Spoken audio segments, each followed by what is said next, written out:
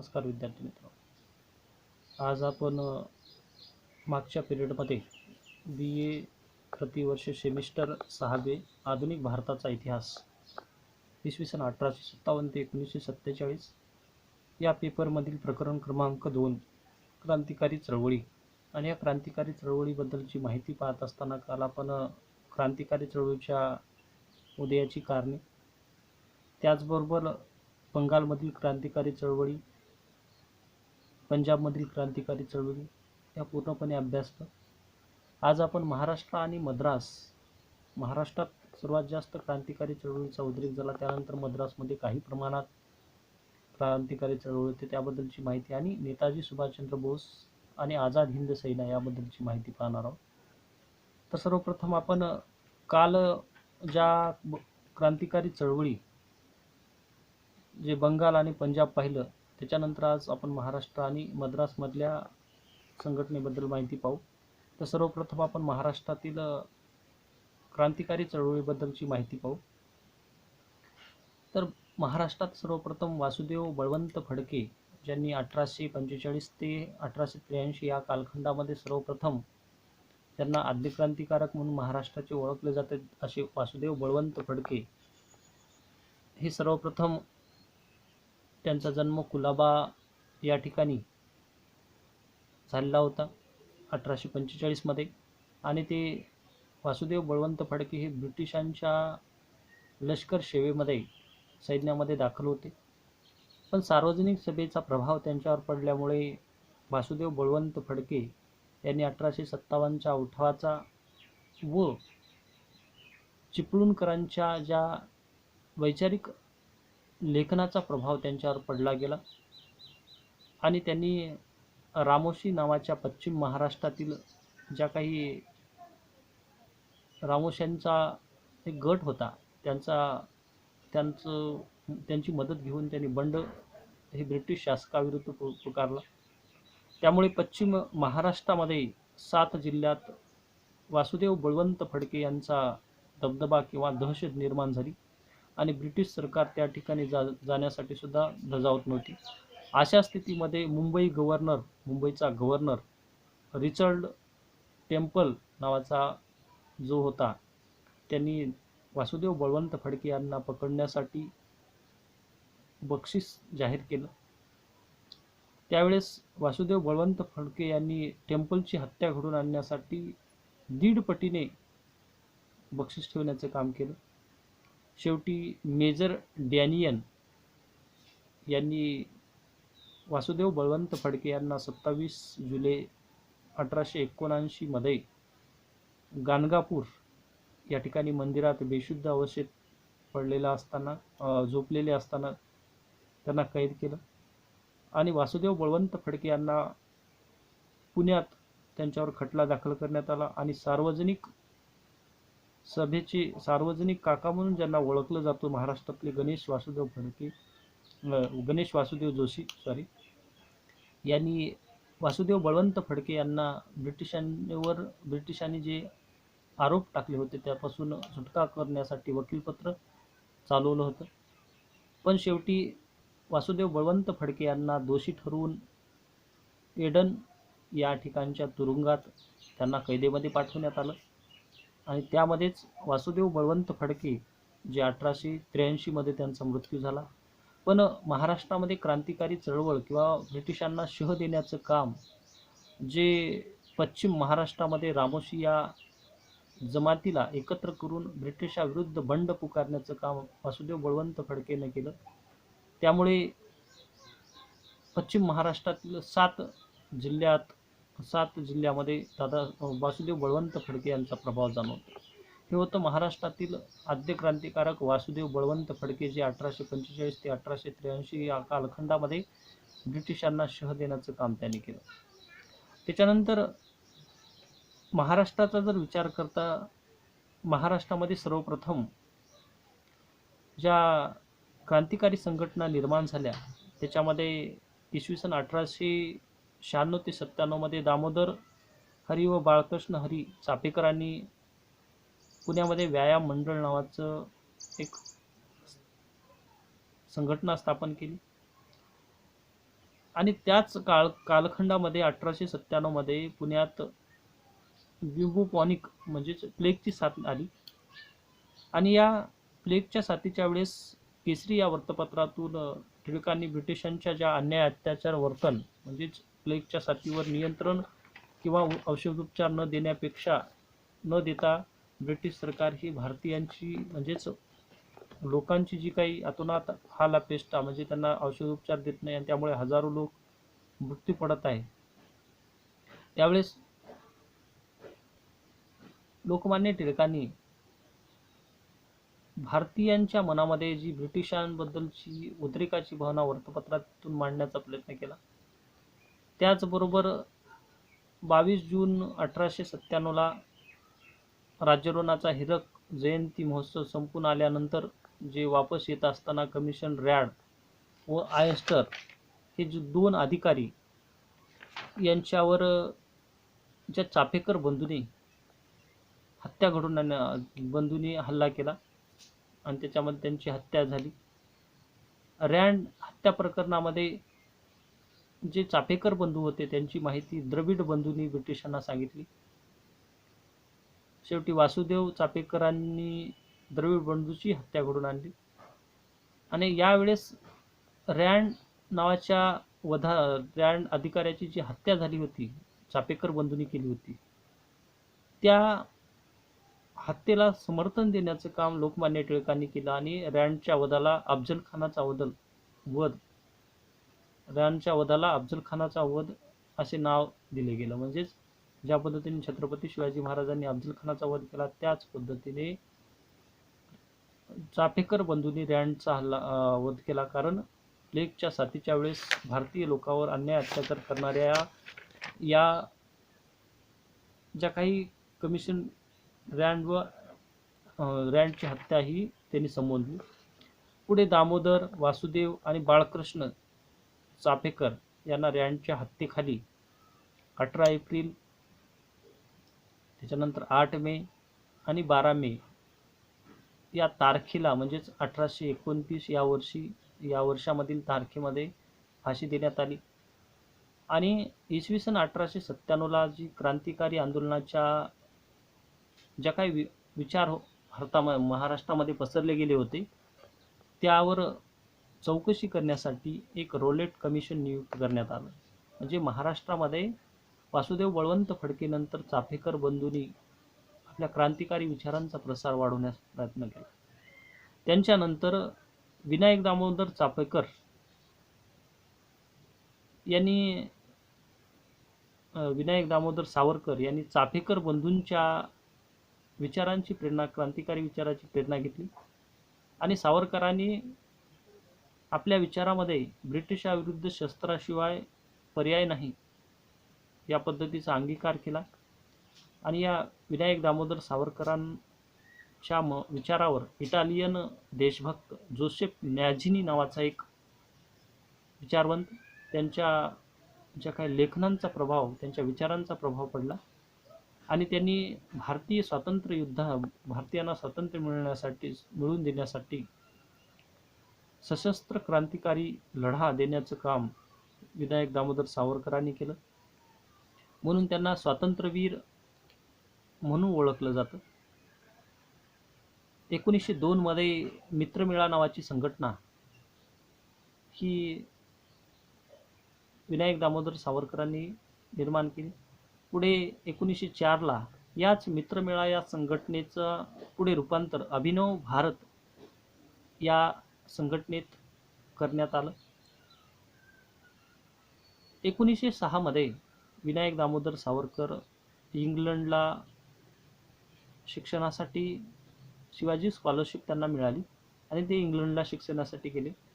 त्यावेळेस विदा सावरकरांनी म्हणजेच विनायक दामोदर सावरकरांनी ज्या अभिनव भारत या संघटनेचं नेतृत्व आपले भाऊ गणेश सावरकर यांना दिलं आणि विदा सावरकरांनी अभिनव भारततर्फे ज्या अभिनव भारत जी क्रांतिकारी संघटना निर्माण केली होती त्या संघटनेतील क्रांतिकारक पांडुरंग महादेव बापट यांना पॅरिस या ठिकाणी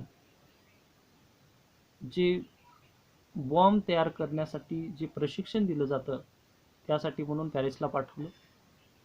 आणि अशा वेळेस गणेश दामोदर सावरकर जे नाशिकच्या न्यायालयात न्यायाधीश जॅक्सनचा खटला चालवला व जॅक्सन याची हत्या जी करण्यात आली किंवा त्यानुसार खटला दाखल करण्यात आले. आणि पुढे अनंत कान्हेरे ज्या 1909 मध्ये जॅक्सनची हत्या घडून आणली, म्हणजे नाशिक खटल्यात ज्या तिघांना फाशी देण्यात आली त्याचबरोबर अनेकांना जन्मठेप, तिघांना जन्मठेप आणि 32 जणांना कारावास ही नाशिकच्या खटल्यामध्ये दाखल झालं गेलं. आणि अभिनव भारताच्या सदस्यांना स्वातंत्र्यासाठी जी शपथ दिली जायची अभिनव भारत या संघटने माध्यमातून, तर आत्मत्याग करावा लागत होता. शरीर हा आपला नाशवंत आहे, त्याचबरोबर मातृभूमीसाठी प्राण त्यागणे हे तत्व घेऊन विनायक दामोदर सावरकरांनी जी अभिनव भारत नावाची संघटना महाराष्ट्रात निर्माण केली. पुढे विनायक दामोदर सावरकर यांना इंग्लंडमध्ये यांना ब्रिटिश शासकाने ज्या काही सशस्त्र क्रांतिकारी ज्या काही विचारामुळे किंवा त्यांच्या कार्यामुळे त्यांना पकडण्यात आलं आणि 1 जून 1910 लंडन बंदरातून पेनिलू शुअर नावाच्या एका जहाजातून पुढे विनायक दामोदर सावरकरांना अंदमानाकडे नेत असताना 1910 मध्ये 6 जून 1910 मध्ये त्यांनी समुद्रात उडी घेतली. सावरकरांना शेवटी पकडण्यात आलं आणि जन्मठेपेची शिक्षा देण्यात आली. त्यावेळेस विनायक दामोदर सावरकर अंदमानामध्ये 1911 ते 21 या कालखंडामध्ये जेव्हा होते त्यावेळेस त्यांनी भारतातील इतिहासाची 6 सोनेरी पाने, हिंदू पदपादशाही, माझी जन्मठेप, हिंदुत्व आणि 1857 चे भारतीय स्वातंत्र्य युद्ध अशा प्रकारचं लिखाण केलं. आणि याच विचाराचा प्रभाव जे क्रांतिकारी विचार महाराष्ट्रातील विविध तरुण वर्गावर झाला. आणि या क्रांतिकारी विचाराचा जर विचार करता क्रांतिकारांनी 6 कलमी आपला कार्यक्रम अंगीकारला होता. त्यामध्ये क्रांतिकारी विचार त्यांनी मांडताना जे काही सुशिक्षित भारतीयांना जे ब्रिटिशांचे दास्यत्व होतं ते कशा पद्धतीचे आहे ते वृत्तपत्रातून प्रचार केला. जे बेकार उपासमारीची भीती ज्यांना वाटतं त्यापासून दूर करून जी आझादी किंवा मातृप्रेम, भारताला स्वातंत्र्य मिळवल्यानंतर आपण स्वतंत्र कसं होऊ शकतो हे सांगण्याचा प्रयत्न केला. वंदे मातरम, मोर्चे, स्वदेशी, त्याचबरोबर संमेलन एकत्र भरून भारतीयांनी असहकार ब्रिटिशांना केला पाहिजे आणि त्या माध्यमातून कार्य केलं पाहिजे. पुढे नवयुवकाची जी भरती करून त्यांनी अनुशीलन नावाची एक समिती स्थापन केली, ज्याला सर्वप्रथम 1902 मध्ये मित्रमेळा संघटना म्हणून ओळखली जात होती. पुढे 1904 मध्ये अभिनव भारत म्हणून ती संघटना ओळखली जाऊ लागली. त्याचबरोबर विदेशातून हत्यारे आणणे, भारतीय जे जुलमी अधिकारी आहेत त्यांच्यावर हल्ले करणे, त्याचबरोबर ब्रिटिशांच्या मनात दहशत निर्माण करणे, त्यांच्यावर हल्ले करून खून करणे, रक्तपात करणे, अशा विविध मार्गाचा अंगीकार करून ब्रिटिशांना शह देण्याचं काम अभिनव भारत संघटनेने केलं. पुढे या महाराष्ट्रातील पुढचा समाजसुधारक म्हणजे क्रांतिकारी विचार म्हणजे विदा सावरकरांनंतर, अनंत कान्हेरेनंतर विष्णू गणेश पिंगळे जे तळेगाव ढमढेर जिल्ह्यातील पुणे या ठिकाणचे होते. आणि त्यांनी तत्कालीन स्थितीमध्ये अभिनव भारत या संघटनेशी त्यांचे विचार जुळले असल्यामुळे, त्याचबरोबर लोकमान्य टिळकांच्या विचाराचा प्रभाव असणाऱ्या टिळकांचा प्रभाव असणारे हे विष्णू गणेश पिंगळे यांनी लाला हरदळा यांचे विश्वासपात्र सहकारी म्हणून त्यांना ओळखलं जातं. त्यांनी गदर पार्टीच्या माध्यमातून जागतिक प्रथम महायुद्धाच्या काळात भारतात उठावाचा कट रचला आणि त्याचबरोबर त्यांनी जबाबदारीने त्यांनी कार्य करण्यास प्रारंभ केला. त्याचबरोबर अनंत लक्ष्मण कान्हेरे जे रत्नागिरी जिल्ह्यातील होते आणि अनंत लक्ष्मण कान्हेरे जे अभिनव भारत संघटना मधले सदस्य होते. त्यांनी 1 जुलै 1909 मदनलाल धिंगरा यांच्या मदतीने कर्जन वायलीची हत्या घडून आणली आणि मदनलाल धिंगराने जी कर्जन वायलीची हत्या घडून आणली त्या विचारावर प्रभावित होऊन अनंत कान्हेरे ही क्रांतिकारी विचाराकडे प्रसारित झाले. अनंत लक्ष्मण कान्हेरे जे गोविंद बल्लाळ देवाचे जे काही नाटक शारदा हा प्रयोग जॅक्सन पाहत असताना अनंत कान्हेरेने त्यांच्यावर हल्ला केला. त्यावेळेस जॅक्सनच्या खुनाचा जे काही आरोप ठेवून अनंत कान्हेरेंना ठाणेच्या कारागृहामध्ये शिक्षा देण्यात आली. त्याचबरोबर सेनापती पांडुरंग महादेव बापट ज्यांना विदा सावरकरांनी बॉम्ब बनवण्याचे प्रशिक्षण घेण्यासाठी पॅरिसला पाठवलं होतं. त्यांनी ते अहमदनगरचे होते आणि 1904 बापटाचा संपर्क श्यामजी कृष्ण वर्मा यांच्याशी आला, विदा सावरकरांशी आला. म्हणजेच मित्रमेळा आणि अभिनव भारत जे सदस्य जे महाराष्ट्रातील यांनी तत्कालीन स्थितीमध्ये बॉम्ब बनवण्याचं प्रशिक्षण त्यांनी घेतलं आणि भारतामध्ये जे क्रांतिकारी विचाराने प्रभावित झालेल्या तरुणांना बॉम्ब बनवण्याचं प्रशिक्षण दिलं. सेनापती बापट यांना पॅरिसमध्ये हेमचंद्र दास मिर्झा नावाच्या व्यक्तीकडून बॉम्ब कसा तयार करावयाचं प्रशिक्षण मिळालं आणि ही पद्धत त्यांनी इंग्रजी भाषांतरित करून सेनापती बापटांनी भारतामध्ये ती कळवली. अशा प्रकारे सेनापती बापट मुळशी सत्याग्रहाशीही त्यांचा सहभाग 1920 मध्ये आढळून येतो. म्हणजे विदा सावरकर ज्यांनी मित्रमेळा जे 1902 मध्ये संघटना स्थापन केली, पुढे ते अभिनव भारत ही संघटना पुढे वाढू लागली. अशा संघटनेच्या माध्यमातून क्रांतिकारी विचार हे भारतात महाराष्ट्र आणि महाराष्ट्राबाहेर सुद्धा पोहोचवण्यास मदत झाली. हे होतं महाराष्ट्रातील क्रांतिकारी विचार. त्याचबरोबर अशाच प्रकारचे मद्रासमध्ये मद्रास नेटिव्ह असोसिएशन किंवा मद्रास महाजन सभा या 2 संघटनेच्या माध्यमातून ज्या मद्रास नेटिव्ह असोसिएशन यांची संघटना ही 1852 मध्ये झाली होती. पुढे या संघटनेने जे शेतकऱ्याचे प्रश्न, कर, विविध शेतकऱ्यांच्या समस्या असतील हे मांडण्याचं काम केलं. त्याचबरोबर मद्रास महाजन सभा जी 1881 मध्ये मद्रास महाजन सभा जी स्थापन झाली, त्या संघटनेच्या माध्यमातून सुद्धा विविध प्रश्न जे कायदे मंडळातील किंवा ब्रिटिश कार्यकारी मंडळात चे प्रश्न मांडण्यात आले. अशा प्रकारे क्रांतिकारी विचारच्या प्रमुख अशा ठिकाणी भारतामध्ये पसरण्यास मदत झाली आणि हे क्रांतिकारी विचारच भारतीयांच्या मनामध्ये एक भारतीयांची प्रेरणा किंवा भारताला स्वातंत्र्य मिळवून देण्याची एक प्रेरणा निर्माण होण्याचं काम तत्कालीन स्थितीमध्ये झालं. अशाच पद्धतीचं पुढचं कार्य म्हणजेच नेताजी सुभाषचंद्र बोस तत्कालीन स्थितीमध्ये आझाद हिंद सेना यांच्या माध्यमातून त्यांनी काम करण्याचं काम केलं.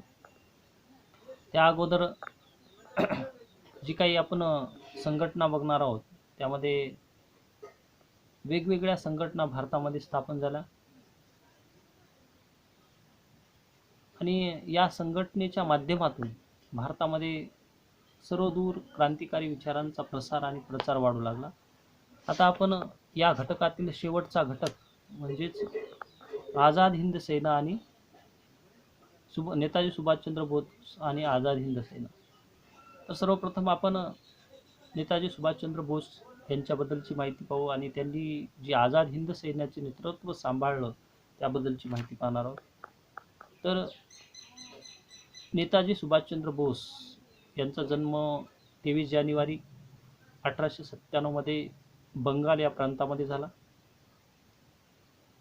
सुभाषचंद्रांचे वडील जानकीनाथ हे नामवंत तत्कालीन स्थितीमधले वकील होते आणि सुभाषचंद्र बोस यांचं शिक्षण प्रेसिडेन्सी कॉलेज कलकत्ता, त्याचबरोबर स्कॉटिशर्स कॉलेज या ठिकाणी पदवीचं शिक्षण पूर्ण झालं.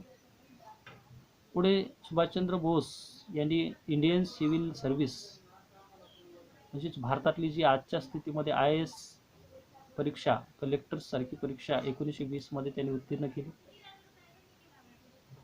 पुढे क्रांतिकारी विचार किंवा भारतीयांना स्वातंत्र्य मिळवून देण्यासाठी सुभाषचंद्र बोस यांनी 1924 मध्ये राजकीय आंदोलनात सहभाग घेतला. त्यावेळेस त्यांना मंडालेच्या तुरुंगात 3 वर्ष शिक्षा भोगावी लागली. पुढे 1928 मध्ये सुभाषचंद्र बोस यांनी कलकत्ता अधिवेशनात मोतीलाल नेहरूच्या अहवालाचा विरोध केला व संपूर्ण स्वायत्ता म्हणजेच भारताला पूर्ण स्वराज्य मिळालं पाहिजे अशा प्रकारची भूमिका घेतली.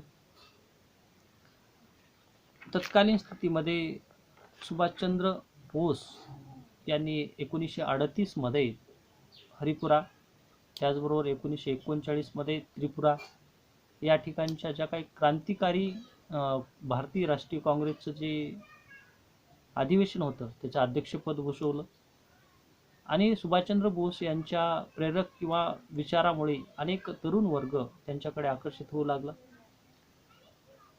1939 मध्ये जे त्रिपुरा या ठिकाणचं काँग्रेसच्या अधिवेशनाच्या अध्यक्षपदासाठी त्यांनी महात्मा गांधी यांचे विश्वासू सहकारी असणारे पट्टाभी सीतारामय्या आणि सुभाषचंद्र बोस यांच्यामध्ये काँग्रेसच्या अध्यक्षपदावरून निवडणूक झाली.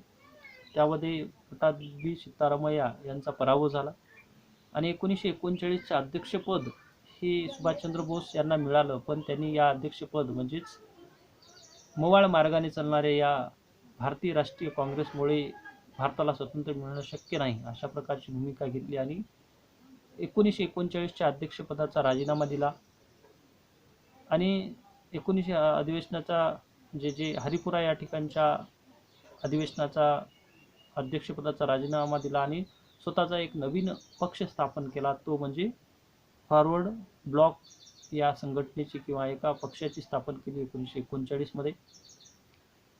पुढे सप्टेंबर 1939 मध्ये जागतिक जे काही दुसरे महायुद्ध सुरू झाले त्यावेळेस नेताजी सुभाषचंद्र बोस यांनी ब्रिटिश शासकाविरुद्ध आक्रमक भूमिका घेत परकीयांच्या मदतीने भारताची ब्रिटिशांनी जी राजसत्ता मिळवली होती भारताची, ती पुन्हा एकदा भारताला स्वतंत्र करण्यासाठी छत्रपती शिवाजी महाराजांच्या विचाराने प्रेरित झालेल्या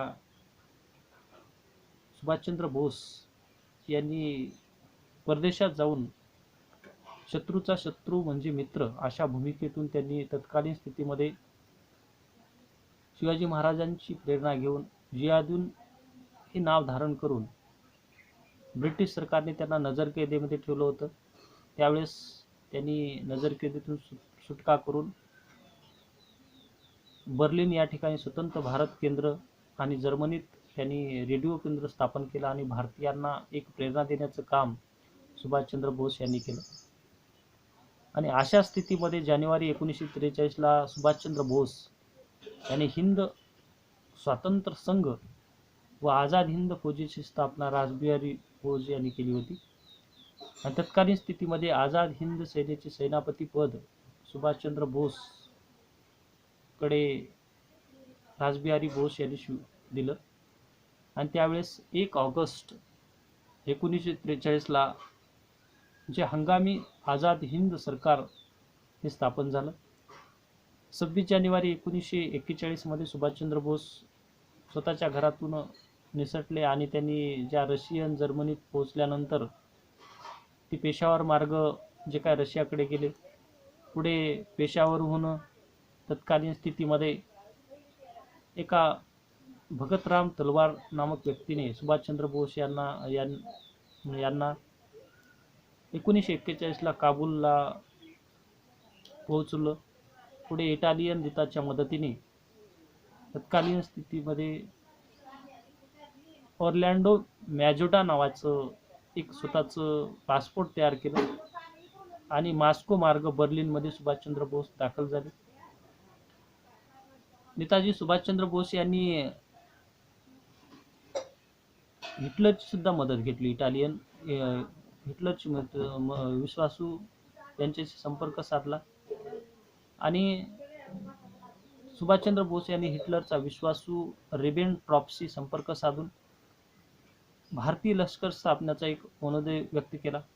1941 मध्ये भारतीय व्यक्तींना संघटित करण्यासाठी त्यांनी फ्री इंडिया सेंटर नावाचं एक संस्था स्थापन केली.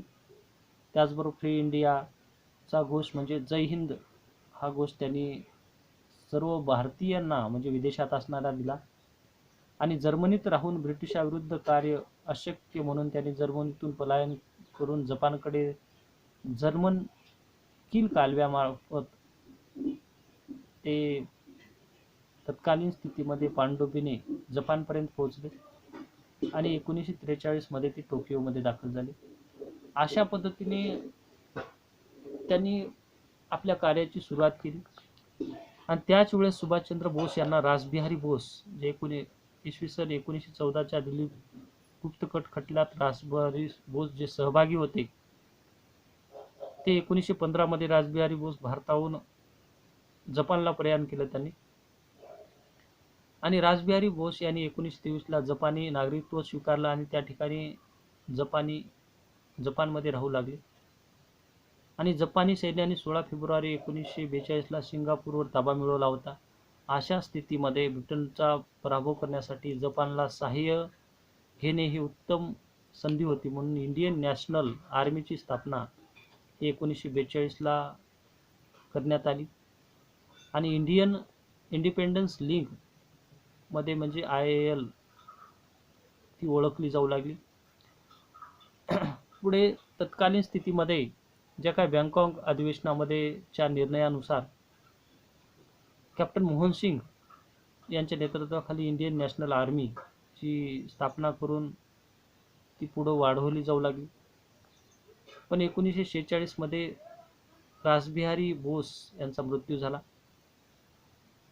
ज्यावेळेस सुभाषचंद्र बोस जपानी पंतप्रधान जपानला गेल्यानंतर त्यांनी त्या ठिकाणच्या पंतप्रधान टोजो द्वार यांच्याशी भेट घेतली आणि 2 जुलै 1943ला सिंगापूरला बोस पोहोचले. 4 जुलैला त्यांनी रासबिहारी बोस यांची जी काही IAL चे सूत्र म्हणजेच तत्कालीन स्थितीमध्ये इंडियन जी काही आझाद हिंद फौज त्याची पूर्ण सूत्र स्वीकारलं. म्हणजे सुभाषचंद्र बोस यांनी 5 ऑगस्ट 1943ला इंडियन नॅशनल आर्मी व सेनापतीपद स्वीकारले व चलो दिल्ली हा एक नारा दिला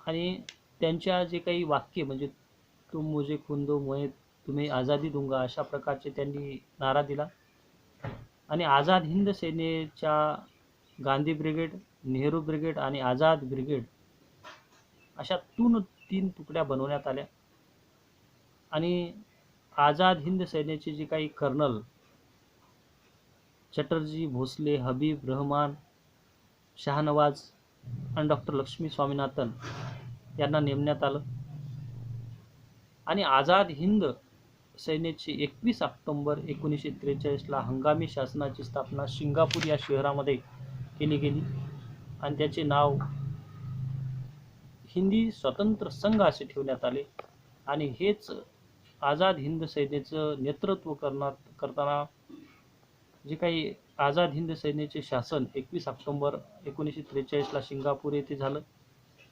आणि शासन संचालन म्हणजेच आझाद हिंद सेना म्हणून ती ओळखली जाऊ लागली आणि त्याचे पंतप्रधान सुभाषचंद्र बोस, त्याचबरोबर प्रसिद्धी प्रचार यंत्रणा मंत्री म्हणून S.A. अय्यर यांना ओळखले जाऊ लागले आणि सचिव हे रासबिहारी बोस होते आणि सर्वोच्च सल्लागार म्हणून करीम गाणीला ओळखलं जात होतं आणि त्या ठिकाणच्या सरकारचं कायदा मंत्री पण NS सरकार यांच्याकडे देण्यात आलं. आणि या आझाद हिंद सैन्याचे जे लेफ्टनंट कर्नल पद हे चटर्जी, भोसले, शहानवाज आणि त्याचबरोबर तत्कालीन स्थितीमध्ये लक्ष्मी स्वामीनाथन यांच्याकडे देण्यात आलं. आणि लोकशाही राष्ट्राविरुद्ध युद्ध घोषणा म्हणून 24 ऑक्टोबर 1943 मध्ये तत्कालीन स्थितीमध्ये युद्धाची घोषणा करण्यात आली. आणि हिंदी स्वातंत्र्य संघाला जर्मन, इटाली, जपान या 3 राष्ट्रांनी, त्याचबरोबर या 3 राष्ट्राबरोबर 6 राष्ट्रांनी मान्यता दिली आझाद हिंद सेनेला. आणि या आझाद हिंद सेनेचं एक ब्रीद वाक्य म्हणजे विश्वास, एकता आणि बलिदान हे एक होतं. आणि चलो दिल्ली हा आझाद हिंद सेनेचा नारा होता. आणि बोधचिन्ह जे काय त्यांच्या ध्वजावर झेप घेणारा वाघ हे होतं. आणि त्यांचं जे काय या सरकारचं बोधचिन्ह निशान म्हणजेच चरख्यांचे चित्र असलेले तिरंगी ध्वज. आणि जे महत्त्वपूर्ण म्हणजे अभिवादनाचा मंत्र म्हणजे जय हिंद हे एक होतं. आणि राष्ट्रगीत जे निर्माण केलं गेलं आझाद हिंद सेनेचं ते म्हणजे सब सुख चैन की बरखा बरसे, भारत भाग्य हे जागा असं देण्यात आलं.